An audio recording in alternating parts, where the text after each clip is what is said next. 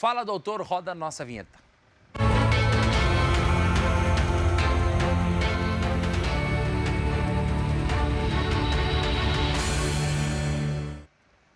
No quadro de hoje eu quero convidar aqui o doutor Breno Oliveira Rodrigues, que é advogado de condomínios, né? Como é que o senhor tá? Tudo bem? Bom dia. Bem-vindo ao nosso programa. É advogado condominialista, é isso? Isso mesmo. Só cuida de condomínio. A atuação é nessa área. E dá muito problema, doutor, em condomínio? Dá bastante. Bastante? Você imagina só, eu estava conversando um pouquinho antes aqui com o doutor. Doutor, pode vir um pouquinho mais para frente. Isso, ótimo, beleza. Eu estava conversando com o doutor aqui, um pouquinho antes de entrar pro ao vivo, e eu falando assim, você imagina a dor de cabeça que não é.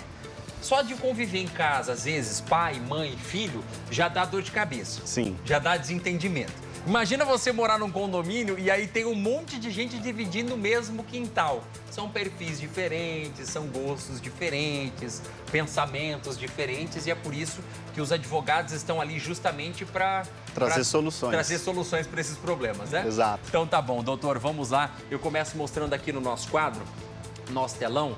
O síndico precisa estar disponível 24 horas por dia, doutor? Naquela câmera ali, pode dizer para quem está em casa. Olha, não existe essa necessidade, né? O síndico, ele é um gestor da área comum, né? Então, ele está ali para atender os moradores, os condôminos, dependendo do horário, da disponibilidade dele. Ele tem um horário para cumprir? É como se fosse uma jornada de trabalho ou não? Ele está ali disponível assim que precisar, mas também no bom senso de não ter as 24 horas?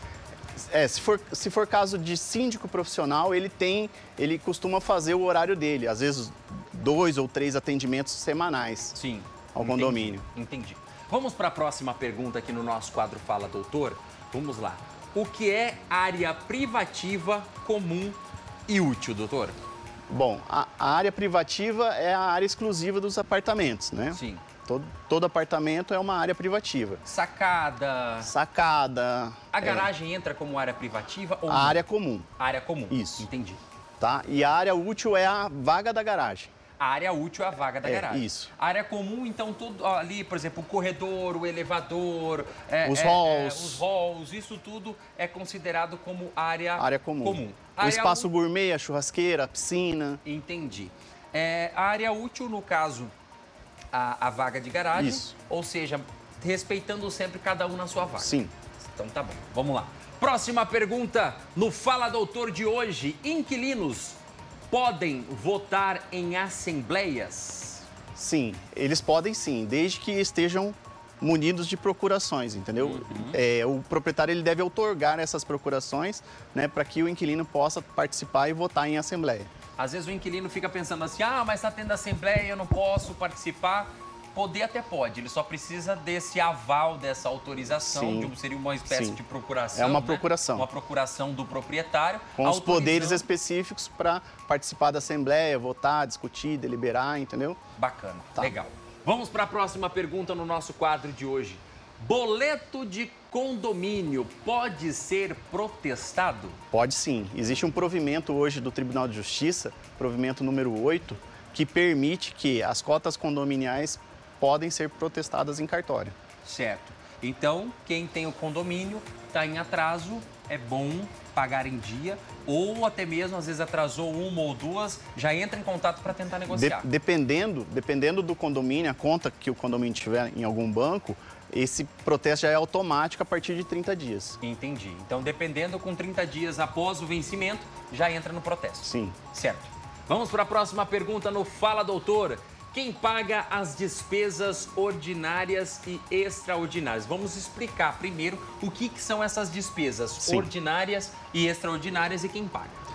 As despesas ordinárias são aquelas que foram aprovadas na previsão orçamentária. Então, são as despesas que o condomínio tem regularmente, que são água, luz, despesa com pessoal, entendeu? Portaria, né, prestador de serviço, são essas despesas. E as despesas extraordinárias, elas são aquelas outras despesas que surgem de repente. Vamos supor, estourou uma prumada de uma torre, vamos supor, que é um cano, né? A via vertical. Sim. Então, aconteceu, ninguém esperava. Sim. Então, faz-se uma taxa extra para que arrecadem o valor do conserto. Caiu um pedaço do muro, ninguém estava esperando. Ninguém estava esperando, E aí são essas manutenções e os imprevistos que podem... As despesas ordinárias, elas são pagas pelos inquilinos quando os imóveis são locados. Sim. Tá? E as despesas extraordinárias são de competência do proprietário. Do proprietário. Ok. Oi? Mais uma? Condomínio... Condômino antissocial. Pode ser expulso? Aquele condômino complicado, difícil de lidar, como é que é a situação? O artigo 1337, parágrafo único do Código Civil estabelece que aquele condômino que tiver o comportamento reiteradamente antissocial, ele pode ser compelido a pagar uma multa de até 10 vezes o valor do condomínio, tá?